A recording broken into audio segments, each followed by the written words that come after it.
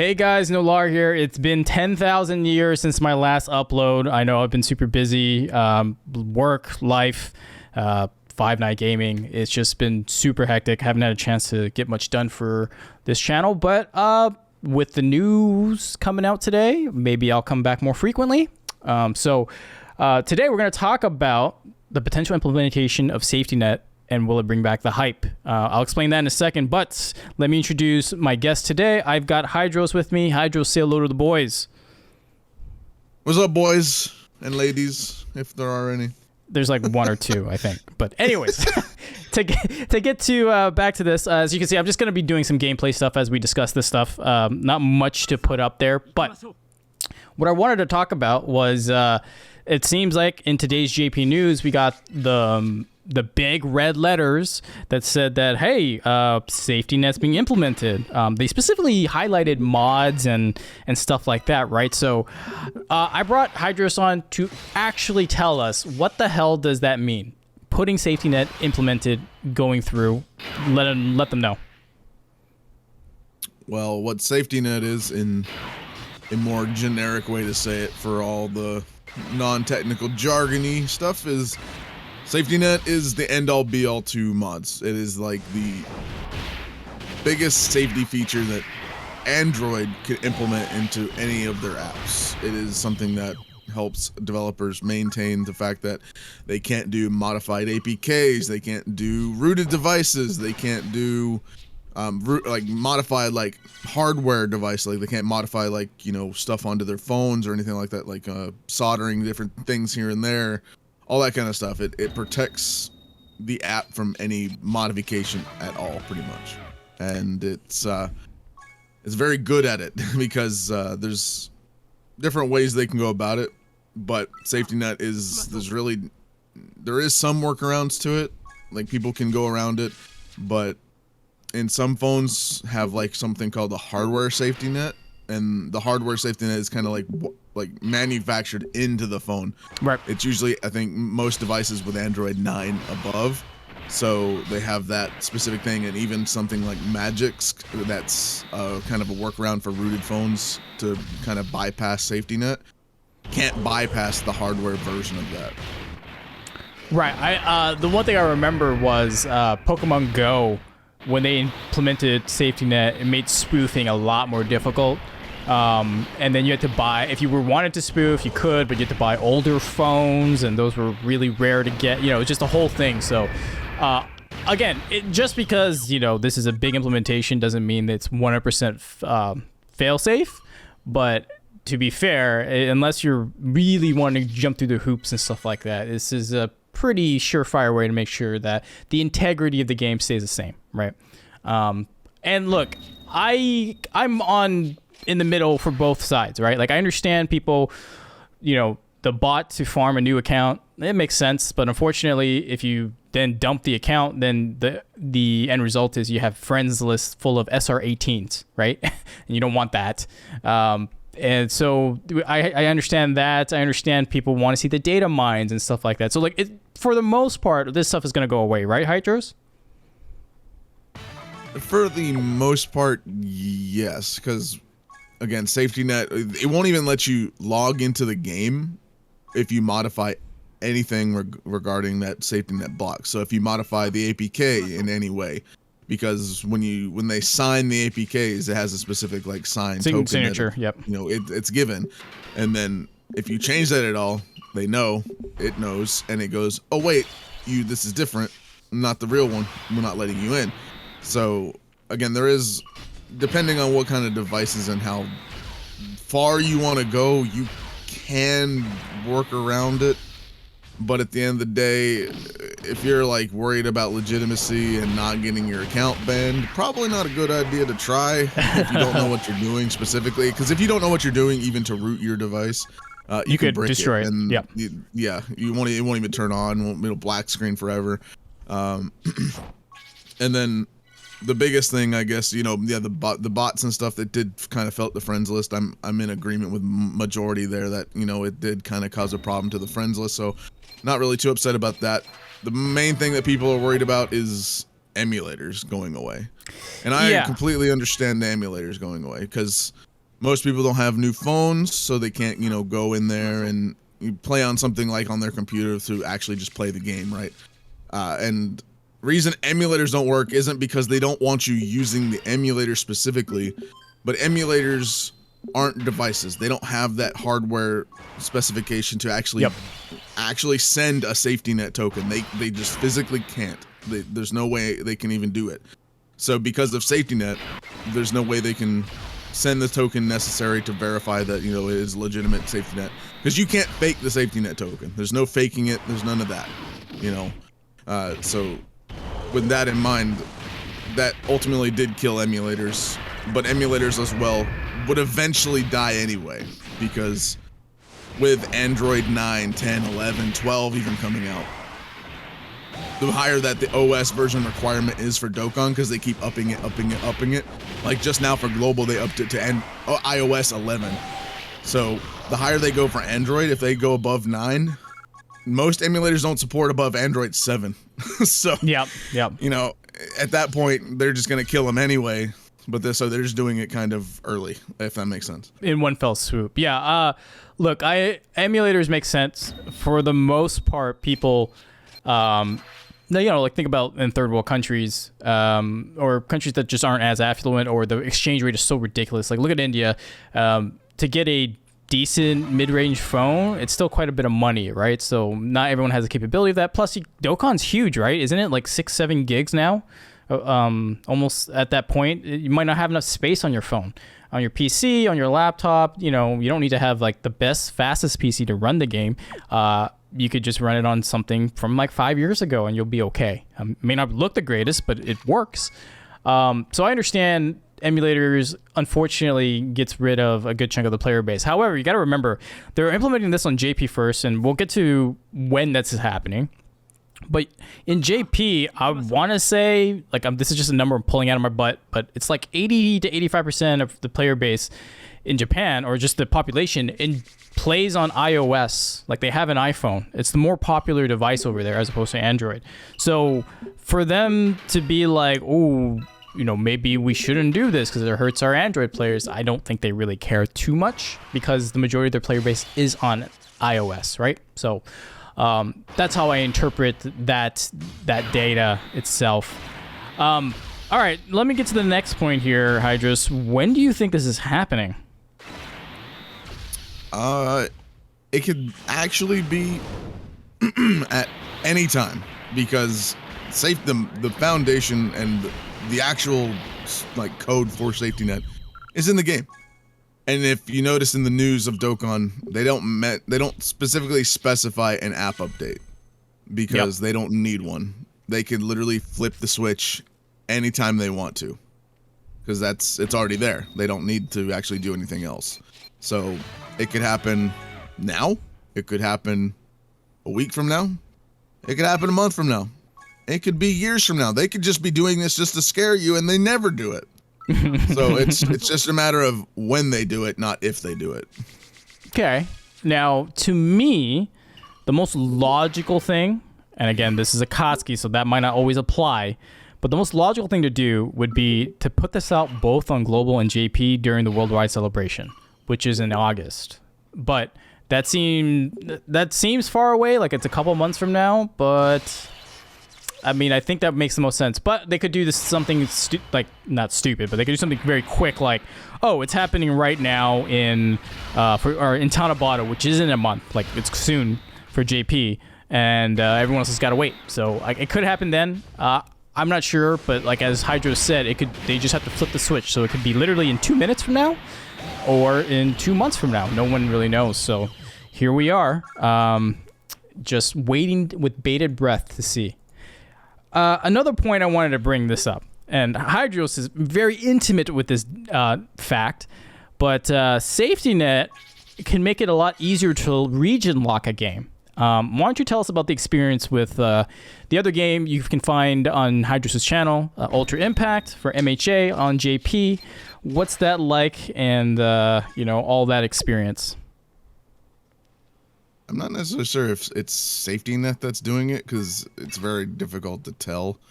But they definitely could take it to where the Safety Net now can block specific regions from even accessing the game. They could lock it to people who only live in Japan, meaning you will then need a VPN to play the game, because that's how Ultra Impact is. It is also a Bandai game. It has safety net in it, and you need a VPN to play.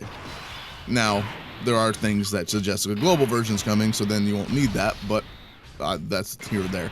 But yeah, the fact that people need VPNs, some people are like, oh, I want to download an app, I have to download a VPN, blah, blah, blah. And I agree. I mean, VPNs suck.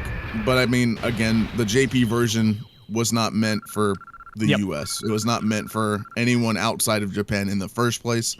So I don't, to me, I mean, I get why people complain, but at the same time, it's just, you're complaining at nothing. Because at the end of the day, they don't care about anyone outside of Japan playing the JP version. So it really doesn't matter at the end of the day. But if they did that, I mean, if they actually did that, that would lock down a lot more things. Because in terms of some things that you could do with Dokkan, such as like packet capturing to see what's going in and out of the game. If you're under a VPN, if you had a very, very weird workaround way to go about it. But just for the average person, you can't actually packet capture because you need to proxy. Like I connect to my computer, like through a proxy on my computer, but you can't VPN at the same time. It does not work that way. So that would, if they did that, then that means a lot of that would stop as well. Yeah, the VPN stuff, again, just to reiterate what Hydro said, is that this game is made for the Japanese region. If you want to play one in English or whatever, there is the global version to play with, right? So this was designed specifically for the Japanese people, the Japanese server. So like, I don't begrudgingly, get angry at them for if they decided to implement that, because they're just doing what's actually meant for their servers, right? So again, it's going to be interesting if they do that. Not sure if they will, but if they did, be sure we'll discuss what kind of VPNs are good or not good. What are your best bets? Because there are free VPNs. I'm not an advocate for free VPNs because there's a lot of other issues that get to it. There's paid VPNs, and of course, you just want to see where you want a good bang for your buck, right? So, well, that's something we can discuss down the line. I'm not saying it's going to happen, but just I have to throw it out there. There is the specter of the speculation there to be had. Now, for the title of the video and why I wanted to make this is data mines might be going away. More than likely, the data assets, thumbnails, like Hydros, he can make me a quick thumbnail for this new unit, but that might not be available early. So the data mining, the early private showcases, that kind of stuff is probably going away. And I think that's for the better. I mean, that's a hot take, but I don't know, Hydros, what are your thoughts on that? Yeah, I mean, I am in that boat with what, you, Truth, and majority of the people.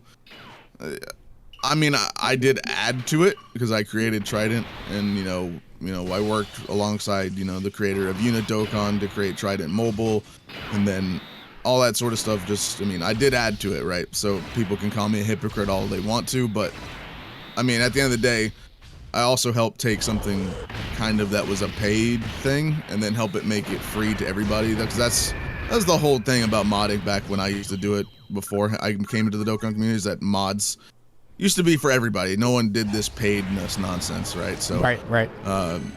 That's kind of what a little bit of what Trident and stuff like that became to be, and why that was there. But also, it was also a learning experience for me. So that was also a good thing to go about, learning like more different things about programming, app development, and all that kind of stuff. So it did do that for me. But in terms of getting the Dokkan community back to where the hype factor needs to return and stuff like that, yeah, early showcases, I mean, they're fun to look at. It's cool to see the unit before they come out and whatnot. But it's like, because Ultra Impact, there's no data mine. Well, there is, but only asset wise. I can get pictures, but that's really about it. There's no database data mining. I can't see what's coming up in the future because we don't know. There's not like a specified, oh, this unit's next, this one's right here coming out next week or whatever, right? So Ultra Impact has been really hyped because I don't know what's coming next, and I don't have that anymore with Dokkan because of all this. And now, if there's a chance to get that back, even I might want to play Dokkan a lot more, and I think that would be good for the community. Plus the oversaturation of just low effort content because they just want to showcase the unit early to get the views. It's just, I mean, that just oversaturates the YouTube sphere in general. So that can hopefully die back a bit too. That way people who, actually put in the effort can get noticed too. Yeah, for me, I'm going to give you my history. I'm going to go on a little spiel here. Back in the day, I've been playing since, year 1.5, or just after year 1.5 on JP. Buhan is when I came to JP. I was playing Dokkan way before that, though, before Global Year 1. Honestly, back then, there was no data mines. There was no early showcases. What ended up happening was you logged in, you saw a notification on the info screen that said, some cryptic text oh, you're next or whatever, and you're like, oh, is that Gogeta's line, or it's over now, or whatever. And there's this rampant speculation and thought processes that went through it. It was just so much more fun. And yes, we get the kits now. The Twitter reveals give you the super attack animations, so that's great. And they give you all of what the kit does: the leader skill, the passive, the super attack, active skill, all that stuff, right? We get that. However, you can't judge a unit based strictly off their kit. You got to play with the unit. And that's the one thing that the early showcases did, was they showed you how the game, the units eventually played. And to me, back then, I had to wait to go on the banner, summon, and play with it myself.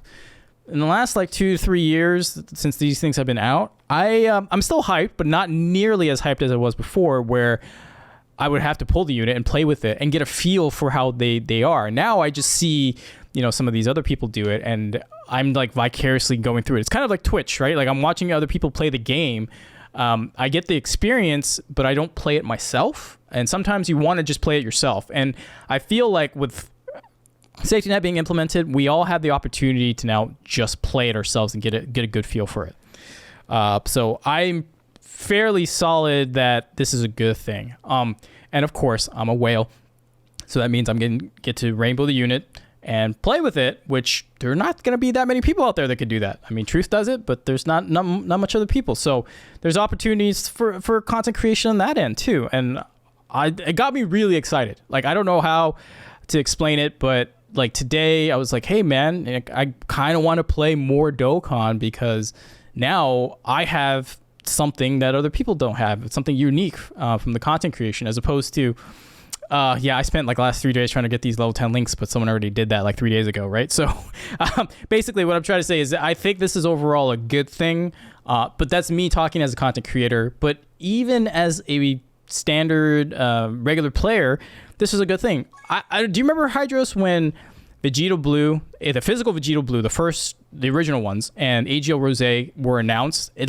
happened right after the episode they were aired, or something along those lines. I do remember them. I do. That was super hyped to see them, that announcement in the game. Right. Just be like, yeah, and then people were just speculating rampantly. What can they do? And at the time, the 3-key support in Rosé's passive, which is now common throughout a bunch of different Rosés, but the 3-key passive to support the rotation was very rarely seen back then. So we all thought, oh, he's just going to hit really hard. Well, it turns out he both hit really hard and he support the rotation, and you're like, oh my God, this is awesome. The levels of hype back then were so different than it was today. And again, it might be my nostalgia colored glasses, coloring my view of things, but the other time I think the internet died was UI Sign Goku, the int one.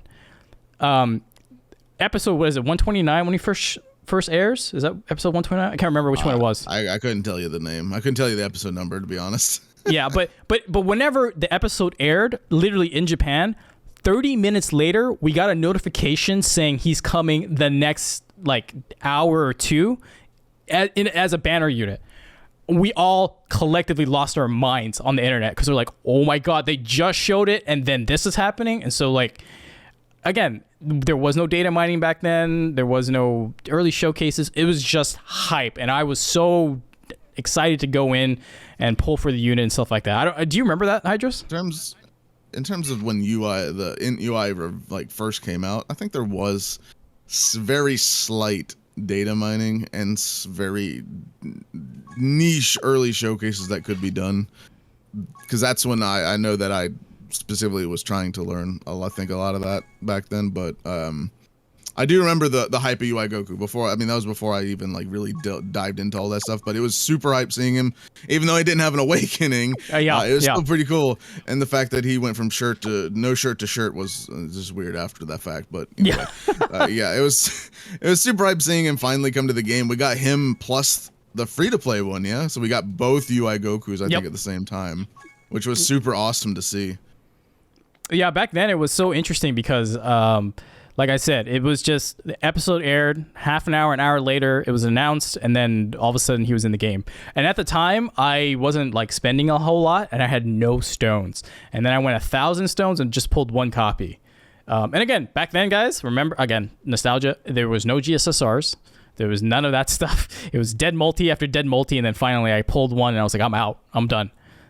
Wasn't rainbowing stuff immediately. That was right before GSSR, I think, because that was, I think, wasn't that? That was right like after third year, roughly. Yeah, I think on global it was the Christmas banner for 2017. Yeah. I want to say, and the speculation was like, oh, should you guys go in because there's no GSSR, and then nobody cared because UI Goku was in the game. So, I mean, that's what they want, guys. They want your money. They want you to spend to get these hype units, and if you.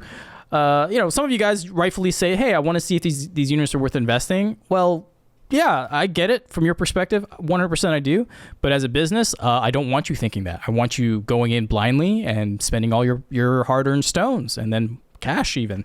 So overall, to me, I'm hoping that, in my perspective, if this implementation is done right, that there will be hype again for units. And just to put a flip counterpoint there, year 1, 2, 3, we got Gogetas, we got Vegetos, we got UI Gokus, we got all these hype units. Now we have pretty much every unit in the game, and right in the last like 2, 3 Dokkan Fests have been Goten and Trunks, Videl, and this kid Gohan. I mean, those don't really raise my hype meter personally, but to me, it seems like if I don't know their kit, if I don't see them in action, I'm way more intrigued and way more likely or more inclined to go in and summon for them on the banner. At least that's how I feel. So, Hydros, any last words about this? Hype for Garlic Jr.?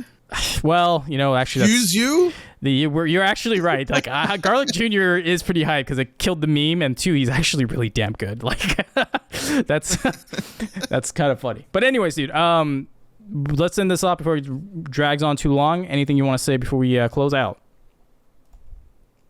No, I mean, with anything they do, workarounds will be found in some regard.